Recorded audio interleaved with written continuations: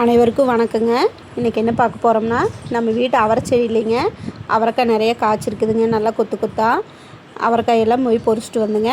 நம்ம ஃப்ரெஷ்ஷாக இன்றைக்கி அவரைக்காய் பொரியல் செய்ய போகிறோங்க. வாங்க நம்ம வீட்டு செடியில் இருக்கிற அவரைக்காயெல்லாம் போய் பொறிச்சிட்டு வந்துடலாம்.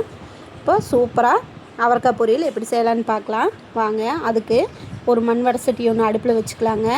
ஒரு 2 ஸ்பூன் எண்ணெய் சேர்த்திக்கிறேங்க. எண்ணெய் காஞ்சதுக்கப்புறங்க 1/4 டீஸ்பூன் கடுகு சேர்த்திக்கலாங்க. கடுகு வெடிச்சதுக்கப்புறங்க 1 ஸ்பூன் கடலைப்பருப்புங்க, 1 ஸ்பூன் உளுந்து பருப்புங்க. அதையும் சேர்த்திட்டு நல்லா உளுந்து பருப்பு கடலை பருப்பு நல்லா செவக்கணுங்க.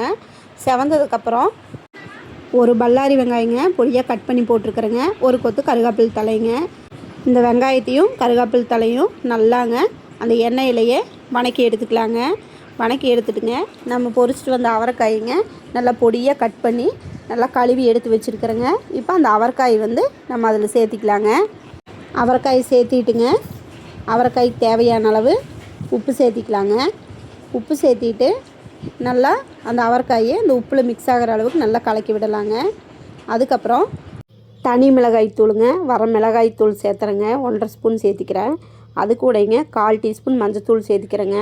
நான் எல்லா விதமான பொரியல் வகைக்குமே வரமிளகாய் தூள் சேர்த்துணுங்க. அப்போ தான் குழந்தைகளுக்கு சாப்பிட்றதுக்கு பயம் இல்லாமல் அப்படியே காய் அள்ளி சாப்பிடுவாங்க. மிளகாய் இருந்தால் வாயில் கடிப்படும், அப்படி சாப்பிட மாட்டாங்க. நல்லா அந்த மிளகாத்தூள்லிங்க நல்லா அந்த காயை நல்லா வணக்கி விட்டுட்டு காய்க்கு அரைவாசி மூழ்கிற அளவுக்கு தண்ணி சேர்த்திக்கலாங்க. தண்ணி சேர்த்திட்டுங்க நல்லா கலந்து விட்டு காயை நல்லா சமப்படுத்தி விட்டுங்க மூடி போட்டு விட்டுறலாங்க. இப்போது ஒரு 10 நிமிஷம் வேகட்டுங்க. ஒரு 10 நிமிஷம் கழித்து எடுத்துங்க நல்லா கலரி விட்டுக்கலாங்க. அப்பப்போ நம்ம எடுத்து கலரி விட்டே இருக்கணுங்க. அப்போ தான் காய் ஒன்று போல் வெந்து விடுங்க. மறுபடியும் ஒரு 10 நிமிஷம் மூடி வைக்கலாங்க. இப்போ காய் நல்லா சூப்பராக வெந்து வந்துருச்சுங்க. இப்போ அது கூட ஒரு 1/4 மூடி தேங்காய் பூ சேர்த்திக்கலாங்க. தேங்காய் பூ சேர்த்திட்டு நல்லா கை விடாமைங்க அந்த பூ அந்த காய் கூட மிக்ஸ் ஆகிற அளவுக்கு நல்லா கலக்கி விடணுங்க. அவ்வளோதாங்க, அவரைக்காய் பொரியல் ரெடிங்க. சூப்பராக டேஸ்ட்டாக காரம் கம்மியாக இந்த மாதிரி ஒரு டைம் செஞ்சு பாருங்கள். குழந்தைகளுக்கெல்லாம் ரொம்ப பிடிக்கும், நல்லா சாப்பிடுவாங்க.